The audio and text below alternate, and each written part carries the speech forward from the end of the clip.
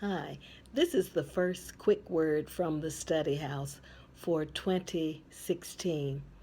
I'd like to remind you of what we ended the year with last year.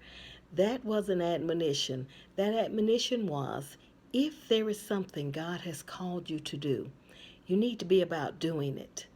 If there is something He's called you to stop doing, you need to be about that also.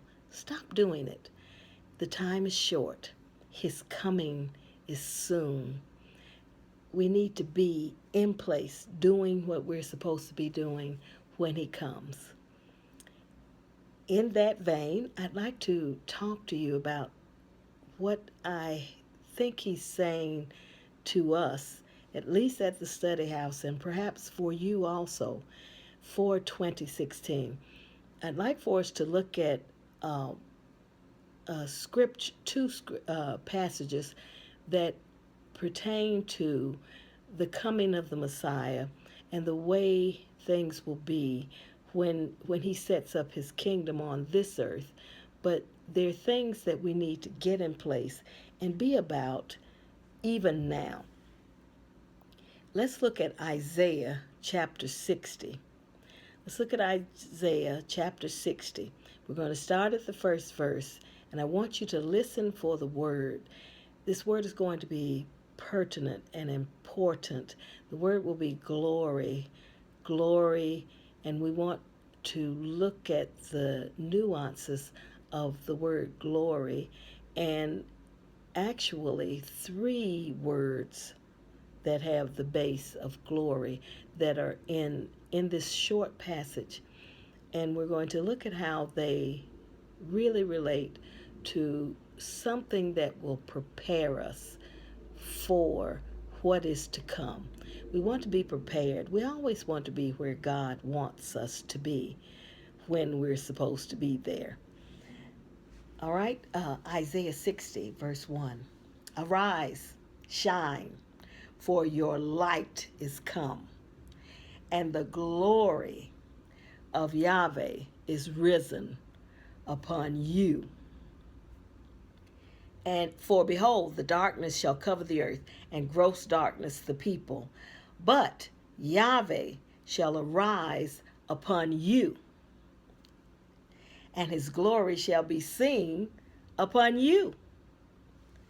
And the Gentiles shall come to your light, and kings to the brightness of your rising.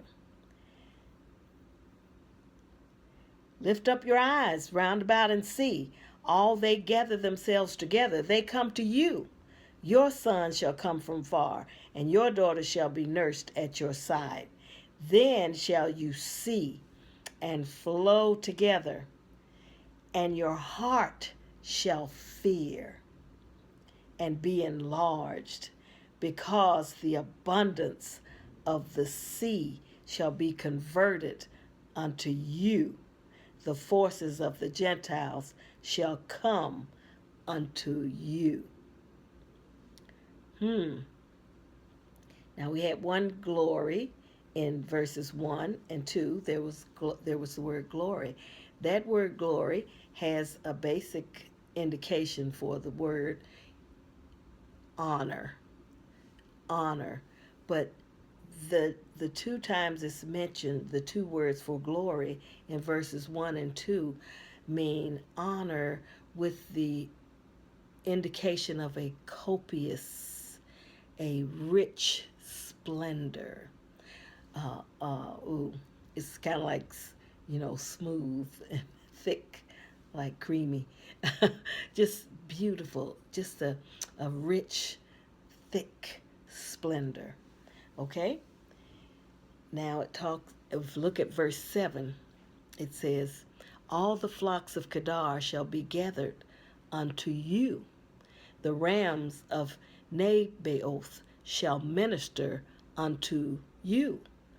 They shall come up with acceptance on mine altar, and I will glorify the house of my glory. Now you have glorify, but it's not with the base word of the glory that is in one. It's a totally different word, as is the house, the glory that says the house of my glory. That is yet another glory. When he says the house of my glory, house means a temple or a palace. And the glory, the house of my glory, that glory, also with the basic meaning of honor, means to majesty. It means majesty. It means a royal, majestic glory. This is royal, majestic honor. So this is a house, a temple, a palace that is made light by his majesty, his honor, his glory. But he said he would glorify that house. He's going to glorify that temple. He's talking about the temple not made by hands. He's talking about, when he's talking about light, he's talking about the light that the Messiah will bring. The Messiah, the Christ, will bring that light. And then we know that he made us that light. He said, I'm the light of the world. And then when he left, he said, you're the light of the world.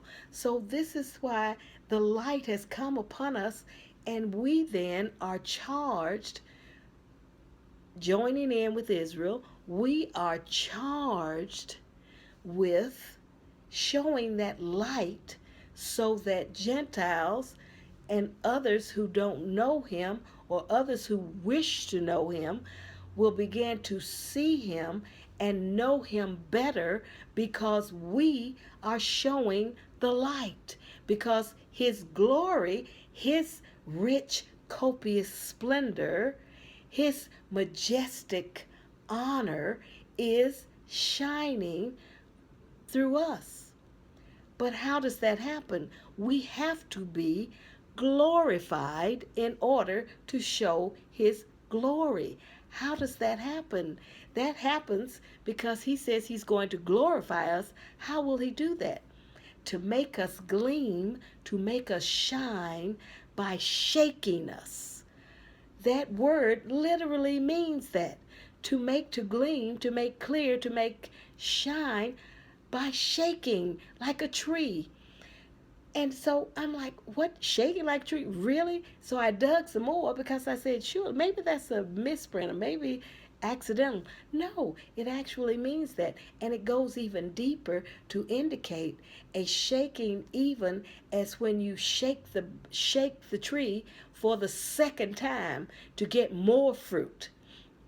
There's a degree of fruit that will come from the shaking that the wind and the rain and nature will come and shake a tree and cause the fruit to just fall by a gentle shaking. And people can shake it and it will fall by a gentle shaking. But if you want to get that next falling of ripe fruit, you need to take a stick or something else and shake that branch to get the fruit off of it. Or if there's something dead, a dead branch or something hanging on, you need to knock that off. You need to take a shaking to make that tree gleam, to make it clear. So he's going to glorify his house by that shaking. And if the shaking comes, then how does it, are we the trees? Yes. And if you don't think you're the tree, read 61:3. It's when the Spirit of Yahweh, the Messiah, says this. 61.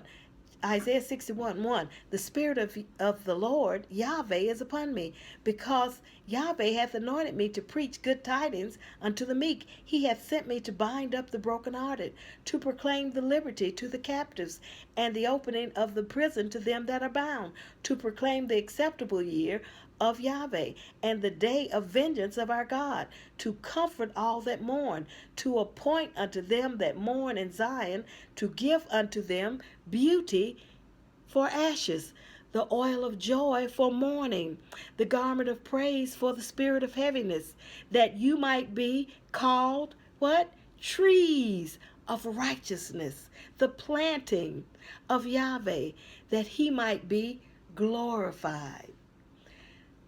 If you want to shine, if you want to glorify him, if you want to make him look good, you need to look like him. You need to let him shake you so that everything dead falls away, so that everything not like him falls off, so that you are a tree of righteousness.